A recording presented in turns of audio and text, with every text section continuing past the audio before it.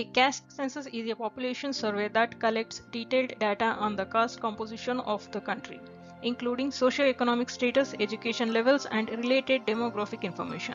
The main goal is to inform government policies on resource allocation, affirmative action, and inclusive development. The last caste census in India has conducted in 1931 by the British. After independence, India's census only collected data on scheduled caste and scheduled tribes, not on other caste group like OBCs. In 2011, socio-economic and caste census attempted to gather broader caste data, but its specific caste findings were never officially released due to concern over data accuracy. On April 30, 2025, the Government of India announced that the upcoming population census will include a caste enumerations for the first time since 1931. This move is seen as historic and is expected to address demands for reservations and better target welfare schemes. The Cabinet Committee on Political Affairs has resolved to carry out the caste census in the transparent manner. The caste census will provide updated data on socio-economic and educational status of various caste groups, including OBCs, which have not been officially counted in nearly a century.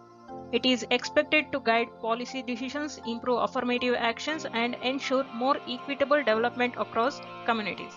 This marks a major policy shift and could have significant implications for social justice and governance in India.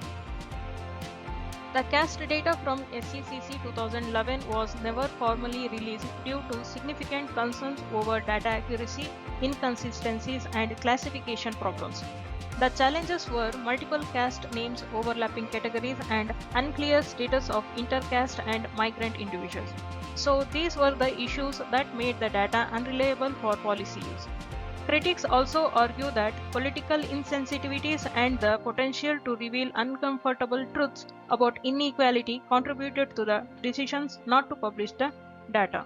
Only the socio-economic findings from SCCC 2011 were made public, while the caste-specific data remains withheld.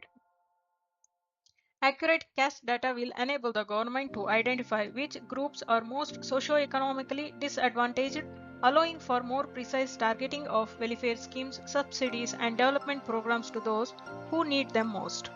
The census could prompt a reassessment of reservation policies in education, jobs, and political representation, aligning quotas and benefits more closely with the actual population share and deprivation levels of marginalized groups. If the census reveals that certain groups like OBCs, SCs, and STs are underrepresented in economic opportunities relative to their population, there will likely be strong demand for increased reservation, greater budget allocations, and targeted economic assistance. The data will help policymakers monitor the effectiveness of current economic redistribution policies and make evidence-based adjustments to ensure that benefits reach the intended beneficiaries. Findings can highlight which communities lack access of essential services like healthcare, education, and infrastructure, promoting more equitable distribution of government resources. So, it is expected to make economic redistribution policies more data-driven, equitable, and responsive to the real needs of Indians' diverse population, while also increasing political and social pressure for proportionate resource allocation. States cannot conduct an official census, which is a union government function under the Census Act 1948, but they can carry out surveys or head counts to collect caste and socio-economic data for their own administrative and welfare purposes.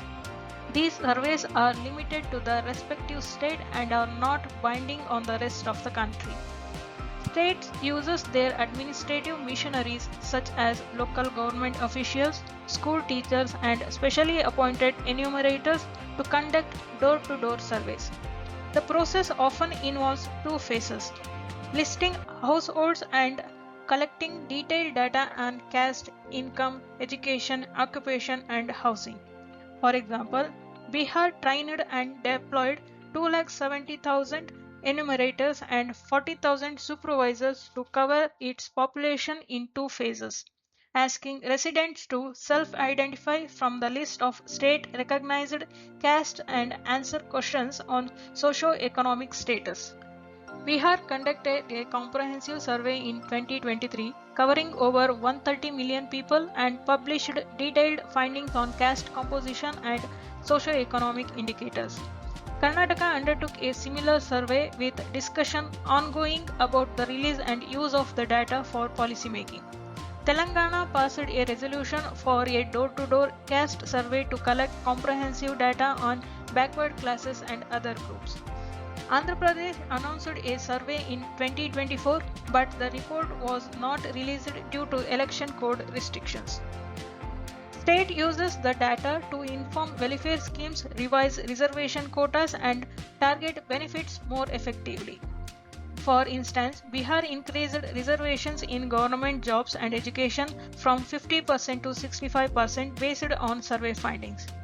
Survey can face issues like data accuracy, overlapping caste names, and political controversies. Since these are not national census, their findings are not standardized or legally binding outside the state. State caste surveys are administrative exercises aimed to local policymaking, differing in scope and legal standing from the national census. Critics argue that a caste census would reinforce and legitimize the caste system, perpetuating caste identities and discrimination, which are otherwise illegal and contrary to the vision of a casteless society. Emphasizing caste through official enumeration could deepen social divisions, fuel caste-based conflicts, and hinder national unity by making caste a more salient identity in public life. Conducting a caste census is seen as administratively complex due to the vast number of caste and subcaste, many of which are region-specific and lack standard classification, making accurate and reliable data collection difficult. There are concerns that caste data could be misused for electoral gains, political maneuvering, and to justify increased or new demands for reservations, potentially leading to further divisions and policy controversies. Some believe that a caste census goes against the constitutional goal of creating a casteless, equal society as envisioned by leaders like Ambedkar and could undermine ongoing efforts to promote social harmony. Inaccurate itself reporting,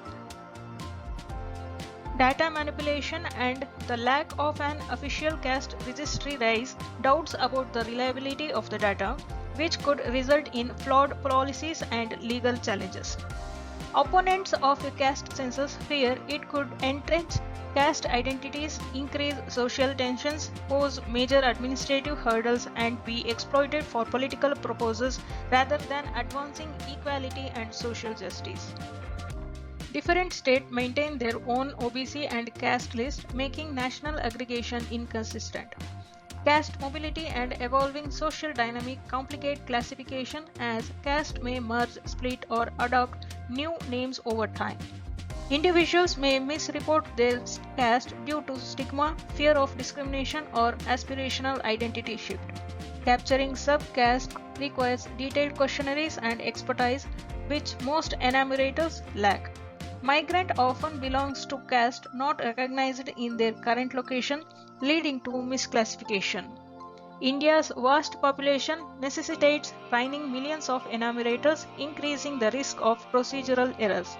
While tools like handheld devices are proposed, uneven digital infrastructure in rural areas may impede data accuracy. Caste data could be exploited to target specific groups for electoral gains, deepening social divisions. Politically influential caste may oppose surveys, fearing reduced reservation benefits or exposure to privileged status. Ambiguities in caste nomenclature lead to duplicate or inconsistent entries. The 2011 SECC collected data on 46 lakh caste, but poor execution and a lack of expertise rendered it unusable. Public disclosure of caste data could reinforce discriminatory practices or enable targeted exclusions. Inadequate safeguard risk leaks, which could be weaponized for harassment or identity-based profiling. The absence of a standardized updated caste database complicates verification. While states can conduct survey, the Census Act 1948 restrict caste enumeration to the union government, creating legal ambiguities.